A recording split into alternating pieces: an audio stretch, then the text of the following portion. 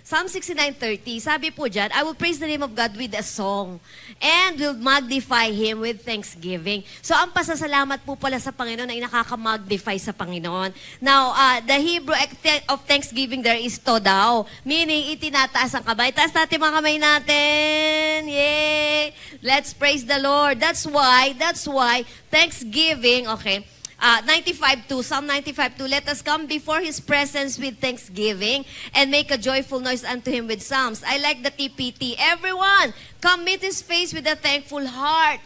Don't hold back your praises.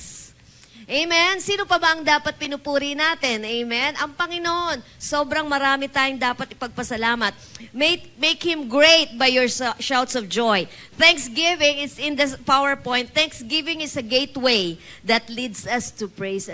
Di ba sobrang kang thankful sa Panginoon? Lord, hayaan mo. Kahit nga parang hindi ka kumakanta, mapapakanta ka, mapapasayaw ka. Amen ba? Now, in Psalm 104, sabi dyan, enter into His gates, enter into His building with thanksgiving, and into His courts with praise. Be thankful unto Him and bless His name. Did I put verse 5? Ayun. Bakit karapat dapat magbigay ng pasasalamat papuri sa Panginoon? Sapagkat siya ay mabuti. Mabuti ba ang Diyos? And His mercy is everlasting. So, palaging may habag ang Diyos sa atin. Amen? And His truth endures to all generations. What's the next slide? I think in Psalm 147:7, sing unto the Lord. See? So kasama po talaga ang pag-aawitan sa pagpapasalamat sa Panginoon. And then what's next? Yes, yan. Ito naman, anong thanksgiving sabi dyan? Being enriched in everything, mapuno tayo sa lahat ng bagay para nakakapagpasalamat tayo sa Panginoon. Amen? At lahat tayo dito may reason to be thankful. Now, in Greek naman yung thanksgiving, Eucharistia. Ginagamit nila yan sa Catholic. Eucharistia is just gratitude. You are giving thanks, grateful language to God as an act of worship. Now, in 1 Thessalonians 5:18, sabi po dito, kagaya kinote ni Pastor kanina, in everything give thanks. Hindi for everything, in everything. Good, bad. You are not giving thanks to the Lord. Lord, thank you na aksidente ako.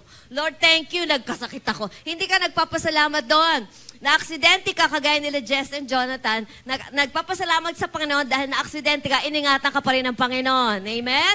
Now, nagkulang, or I thank God for Caris. Himala po talaga yan. Born blind. But now, di ba, maski ang doktor nagulat. That's why, sinabi ko sa parents, kay Lilia specifically, na i-document nyo yung progress ng eyesight ng bata sapagkat may ginagawa ang Panginoon. Amen? In everything, not for everything. Worship is ascribing word to God and describing His word. Worship implies a thankful frame. So, ang kalooban ng Diyos, hindi yung nangyayari sa atin na hindi maganda. Ang kalooban ng Diyos, maging thankful ka. Sabihin natin, I am thankful. Okay, for the last. Ang worship po, unang-una, bunga ng ating pananampalataya. Amen? You are giving thanks to God because you are in faith. Remember, si Madam Malub, last year, faith pa lang yon for the farm, right? And she is already giving thanks to God. Ganon din yung iba natin dito mga kapatiran. Bago nyo, like the house of Bal and Lisel.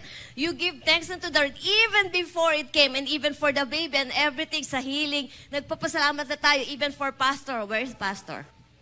Okay. Nagpapasalamat ka na sapagkat you are believing and you are trusting God na totoo siya sa pinangako niya. That's why it's very important you know what is God's promises to you. At lagi pong may promise ang Panginoon sa bawat sitwasyon natin. Should never be found na may pangako ba si Lord tungkol sa sitwasyon ko, sister? Yes, meron. Hanapin natin. So, it is an act of faith. Number 2, it is one of the foremost blessings. Nagpapasalamat ka sa Panginoon at yan ang nanay, magulang ng lahat ng mga graces. It disposes to contentment in all conditions and puts a bridle on desire. Pag thankful ka, yung desire mo, di ba? Yung desire mo na hindi tama, right? Yun yung nangyayari sa mundo ngayon.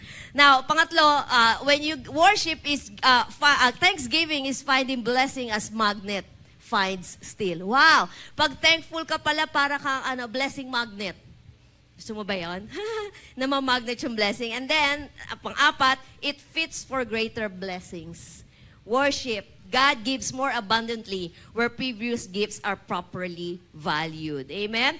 What do still I have there? Can you show it? Yan. Psalm 50 verse 23, the sacrifice of praise. Bakit sinabing sacrifice of praise? Sapagkat sometimes when we are going through some things in our lives na hindi maganda, parang sakripisyo yon. When things aren't going our way, may mga ganon, di ba? When things, parang sinasabi, we woke up on the wrong side of the bed, di ba ganon? When you don't feel like giving thanks and giving worship to the Lord, that becomes a sacrifice. So, sakripisyo ka na lang. Amen? Kasi ito, tamad to eh. Ito katawan natin. Kasi Sunday after Sunday, minsan, lalo na ayaw papalamig na simoy ng hangin. Ayaw tumayo, ayaw gumising. So, magsakripisyo ka, sabi mo sa katawan mo. Amen? So, what is there? The next. Yan. Philippians 4:6. We are talking about, do not worry about anything. Yung kinata natin kanina, di ba? If he dresses the lilies, dinadamitan nga ang mga lilis eh. Pinapakain nga ang mga ibon eh. Magpasalamat ka sa Panginoon, di ba? Sabi, by prayer and supplication with thanksgiving, let your requests. So, thank God. So, hindi naglimit ang Panginoon. So, Lita, humingi ka na last week, hingi ka na naman. Sabi, let your request. Madami po yan, hindi natatapos. Sabi, sabihin mo lang kay Lord.